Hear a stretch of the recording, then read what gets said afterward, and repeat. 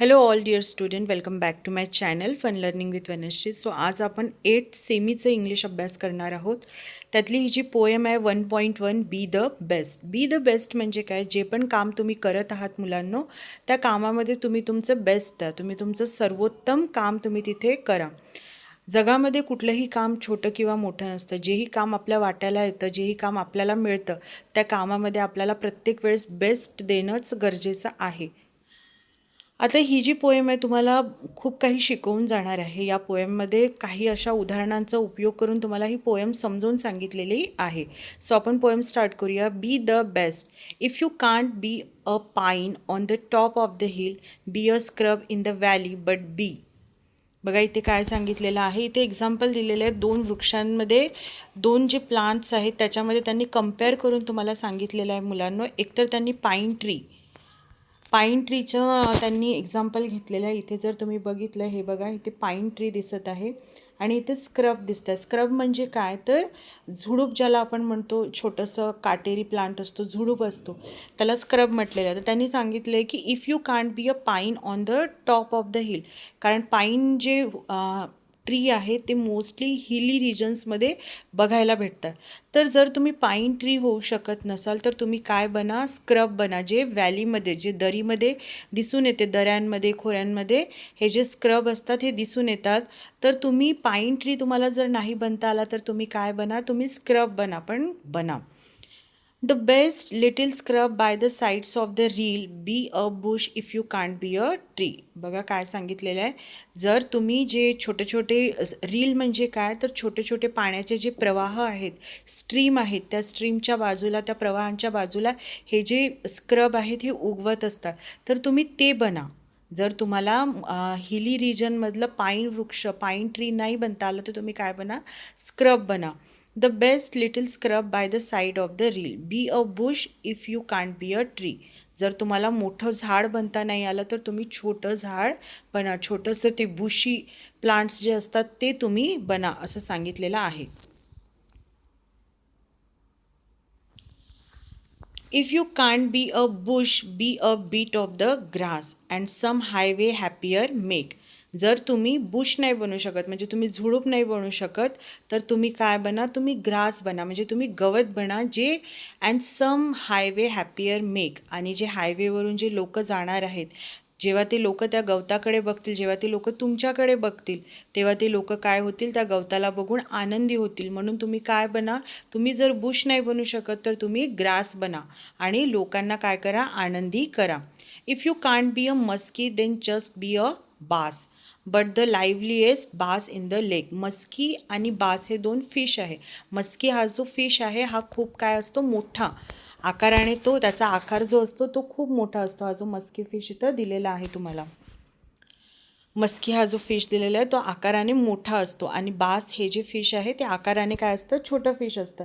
ती इथे कम्पेअर करत त्यांनी सांगितलेलं आहे की जर तुम्ही मस्की होऊ शकत नसाल तर तुम्ही एका छोट्याशा लेकमधला बास फिश बना, जे काय असेल? लाईव्हलीएस्ट, म्हणजे खूप जास्त उत्साही असेल, त्याच्यामध्ये खूप जास्त उत्साह असेल, खूप जिवंत असा मासा तुम्ही बना, असं तो सांगत आहे. We can't all be captains, we have got to be crew, there something for all of us here. बघा एखादी शिप जात आहे तर त्या क्रूजवरती, त्या शिपवरती प्रत्येक व्यक्ती कॅप्टन्स बनू शकतो का? नाही. तर कॅप्टन हा एकच असतो. पण जर तुम्ही कॅप्टन बनू शकत नसाल तर तुम्ही काय बना? क्रू बना. म्हणजे जर तुम्ही क्रू आहात आणि क्रू असल्यामुळे तुमच्या वाट्याला जे काम आलेलं आहे ते काम तुम्ही काय करा? योग्य पद्धतीने करा, बेस्ट करा. म्हणजे असं जरुरी नाही आहे की प्रत्येक वेळेस मलाच मोठं काम भेटलं पाहिजे. जे काम तुमच्या वाट्याला आलं आहे त्याच्यामध्ये तुम्ही तुमचं बेस्ट द्या, असंच सांगितलेलं आहे. There is something for all of us here, there is big work to do and there is lesser to do and the task you must to do in the near. त्यांनी सांगितलेलं आहे की कुठलाही task, कुठलाही काम हे मोठं किंवा छोटं नसतं. तर प्रत्येक काम हे काय असतं?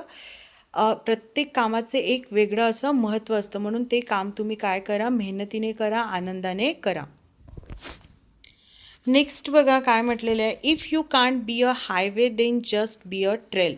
हायवे तुम्हाला माहिती आहे, जिथून गाड्या वगैरे जात असतात, मोठे मोठे ट्रक, काय म्हणतात कार, खूप जास्त जी अवजड वाहने असतात ते जात असतात हायवेवरून. माहिती आहे हायवे किती फास्ट म्हणजे चालत असतात तिथे गाड्या. तर इथे काय सांगितलेलं, जर तुम्ही हायवे बनवू शकत नसाल तर तुम्हाला काय बनलं पाहिजे, ट्रेल बनलं पाहिजे. आता ट्रेल म्हणजे काय मुलांनो, ट्रेल म्हणजे पायवाट जी जंगलातून जाते, जी आपल्याला शेतातून जाते, ती तुम्हाला काय बनायची आहे. जर तुम्ही हायवे बनवू शकत नसाल, जसं हायवेचं काम आहे, हायवेचं काम कसं आहे, मोठ्या वाहनांना रस्ता देणे, ठीक आहे. पण ते जर तुम्ही बनवू शकत नसेल तर तुम्ही जंगलातली एक छोटीशी पायवाट बना, असं इथे म्हटलेलं आहे. If you can't be the sun, be a star. जर तुम्ही सूर्य बनू शकणार नाही तर तुम्ही स्टार बना, कारण स्टारचा पण एक स्वतःचा एक प्रकाश असतो, सूर्याचा पण एक प्रकाश असतो. सूर्य जगाला सगळ्यांना काय करत असतो, प्रकाश देत असतो. पण प्रत्येक व्यक्ती सूर्य तर बनू शकत नाही. मग तुम्ही काय बना, स्टार बना, तुमचा स्वतःचा एक प्रकाश असू द्या. It is not by size that you win or you fail. इथे प्रश्न हा नाही आहे की तुम्ही साईजने कुठे किती मोठे आहात किंवा तुम्ही कुठे काय होत आहात. तुम्ही साईजने मोठे असल्यामुळे तुम्ही जिंकत आहात किंवा तुम्ही फेल होत आहात असं नाही. तर तुमचं तुमचं प्रत्येकाचं काय आहे, महत्त्व आहे. Be the best of whatever you are. आता बघा, आपण दिवसा जेव्हा सूर्य बघतो तेव्हा आपल्याला आनंद वाटतं, पण तेच जेव्हा आपण रात्री जेव्हा आकाशामध्ये चांदण्या बघतो तर त्याचा एक जो आनंद आपल्याला भेटतं, तो एक आनंद वेगळाच असतो. तर त्यामुळे इथे सांगितलेलं आहे की be the best of whatever you are. तुम्ही जसे पण आहात तुम्ही त्याच्यामध्ये काय बना, बेस्ट बना. सो याचे जे पोएट आहे ते कोण आहे, डॉगलेस मॅलोच हे जे आहे याचे पोएट आहे, यांनी ही पोएम लिहिलेली आहे.